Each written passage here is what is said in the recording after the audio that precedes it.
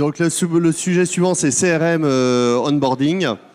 Donc on en parle un petit peu puisque le cross-device, c'est une problématique de reconnaître. Reconnaître, c'est une problématique d'onboarding comme je commençais à l'évoquer. Donc vous allez avoir, qu'est-ce que c'est le onboarding? Je le disais, c'est la capacité d'onboarder effectivement sur mon fichier de l'information digitale et de pouvoir associer à mon client une identité ou un identifiant numérique qui va pouvoir me permettre de l'adresser par du display par exemple, une bannière publicitaire quand il se trouve en dehors de mon site. Donc là, il y a effectivement, vous voyez, des problématiques de données CRM, données digitales d'analytique, et on va essayer de les réconcilier dans le CRM onboarding qui est souvent effectué dans la DMP, la Data Management Platform. Et par exemple, ça va vous permettre d'analyser votre site web en disant, bah voilà, avant j'avais des internautes, je calculais effectivement un taux de transformation sur des X internautes, j'avais 2% de transformation sur des internautes anonymes, et bien vous allez pouvoir faire la différence entre ceux qui sont vos clients et ceux qui ne sont pas vos clients. Et vous allez vous apercevoir, nous on a fait des tests, que effectivement, quand vous avez 100 clients qui viennent sur le site web, il y en a 50% d'entre eux qui sortent avec un produit acheté énorme, alors que quand vous avez 100 visiteurs, vous en avez 0,8 qui finalement achètent un produit.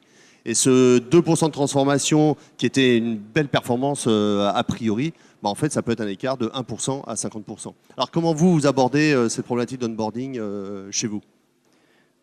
Donc, de notre côté, je vois trois méthodes pour faire du CRM onboarding.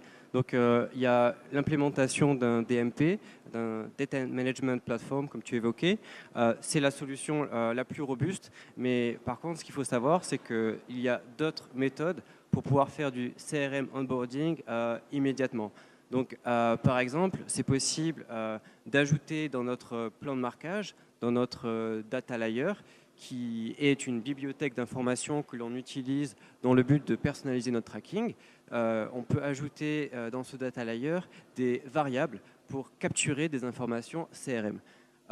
Donc, un exemple de variable, par exemple, que j'ai utilisé pour Hotel.com et d'autres sites web dans le passé, c'est un petit flag qui permet d'identifier quand un utilisateur était connecté, si c'est un client existant, si c'est un prospect, si c'est un client fidèle. Et donc, ce type d'information est vraiment intéressant parce qu'ensuite, ça passe dans nos outils Web Analytics et c'est possible de segmenter nos indicateurs clés de performance par des segmentations clients définies dans un outil CRM. Donc, on a le type de client, mais on pourrait penser aussi au modèle RFM, par exemple. Et donc, la limite d'intégrer ça dans le plan de marquage, dans le data layer, c'est que ça demande des ressources pour ajouter les informations dans son outil Web Analytics. Mais il faut aussi savoir qu'il y a d'autres méthodes. Par exemple, la plupart des outils de mesure d'audience aujourd'hui, comme Google Analytics, Adobe Analytics, ont des fonctionnalités qui permettent d'importer facilement des données dans leur plateforme. Donc, que ce soit un import manuel de fichiers Excel, que ce soit un import automatique via FTP ou API. Et donc, c'est quelque chose qui peut se faire immédiatement sans forcément avoir une armée de développeurs. Par contre, il y a une barrière qu'il faut bien prendre en compte, c'est le respect de la vie privée. On ne peut pas importer dans nos outils Web Analytics des données personnellement identifiables. D'autres remarques? Et à la Barclays alors? Est-ce qu'on fait du onboarding ou on n'a pas besoin parce que de toute façon ce sont des clients? Chez Barclays, alors justement Florian, tu parlais donc de la dernière méthode qui consiste à importer les données directement dans l'outil d'analytics, donc Adobe Analytics. C'est exactement ce qu'on fait chez Barclays. On a un data warehouse qui contient les données, toutes les transactions qui ont été faites par le client. Ensuite, on exporte ces données-là, donc à partir de SQL, admettons, on a accès directement à la base de données du data warehouse. Ensuite, on les importe directement dans notre outil d'analytics. Donc, à partir de là, on peut écrire du SQL qui va joindre les données qui viennent du data warehouse avec les données qui viennent d'Adobe Analytics ou les importer directement dans l'outil. Donc, on a les deux méthodes. Soit on exporte les données des deux outils dans SQL et là, on écrit des scripts, ou alors on importe les données directement dans l'outil d'analytics. Voilà, on fait les deux en fait à Barclays. Okay. Et alors pour faire quoi? Parce qu'une fois qu'on a repéré que ce visiteur était en fait un client, peut-être même un client 5 étoiles, qu'est-ce qui va changer à la fois côté digital, côté web, et peut-être même côté agence? Qu'est-ce qu'on fait de cette information? Est-ce que c'est juste pour de l'analyse ou il y a des plans d'action personnalisés qui sont Alors, c'est bidés? en général, on a des questions. C'est pas l'équipe, c'est pas mon équipe personnellement, mais je fais partie d'une plus grande équipe qui justement vont faire ces extractions de données de nos data warehouse. Donc, ça sera pour soit répondre à des questions ponctuelles, pouvoir, admettons, l'outil d'analytics n'a pas forcément la réponse des données qui permettent de répondre à la question. Il faut qu'on utilise des données qui viennent donc du data warehouse, qui vont pouvoir permettre de donner cette réponse-là. Ou alors, on trouve une tendance intéressante dans le comportement de nos clients, mais on a besoin de données qui viennent de notre data warehouse. Et là, on pourra avoir donc des recommandations sur la base de données qui viennent du data warehouse et qui viennent de l'outil d'analytics en même temps. D'accord.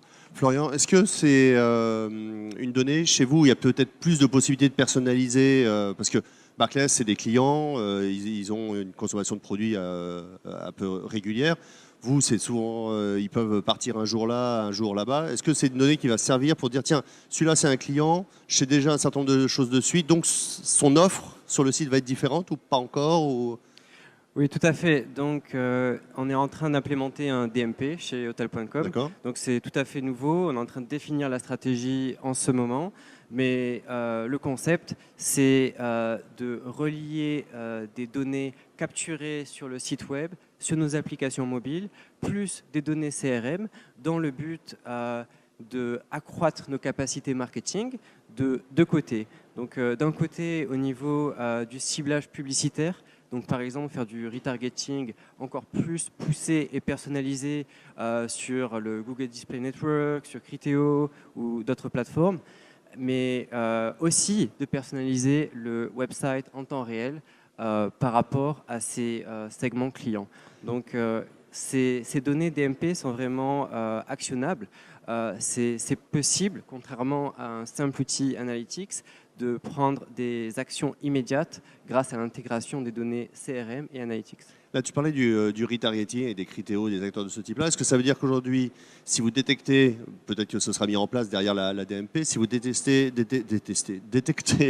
un client qui vient, il pourrait, en retargeting, avoir un display différent d'un visiteur qui n'aurait pas été identifié comme un client? On irait jusque-là pour lui dire il faut le retargeter, pas simplement pour le dernier produit qu'il a vu, mais peut-être le dernier qu'il a acheté? Tout à fait, on peut imaginer des messages de publicité personnalisés en fonction de quel endroit dans l'entonnoir de conversion les clients sont, et en fonction de leur nombre de visites, ces messages peuvent évoluer. Et aussi, on peut changer la stratégie de bidding pour choisir d'augmenter nos biddings pour les segments qui sont vraiment de qualité. Par exemple, si grâce aux données CRM, on sait que c'est des clients qui ont acheté de nombreuses fois auparavant, on va vouloir augmenter nos biddings.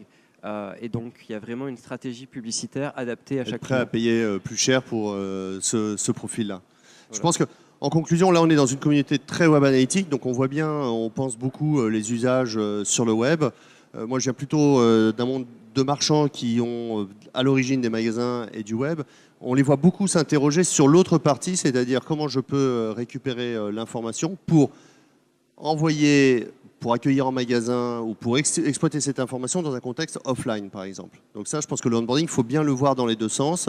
Qu'est-ce que je peux prendre de mon CRM qui va m'aider à être plus efficace dans le parcours d'achat digital, mais aussi qu'est-ce que je peux apprendre du parcours digital pour peut-être améliorer d'ailleurs mes modèles de segmentation.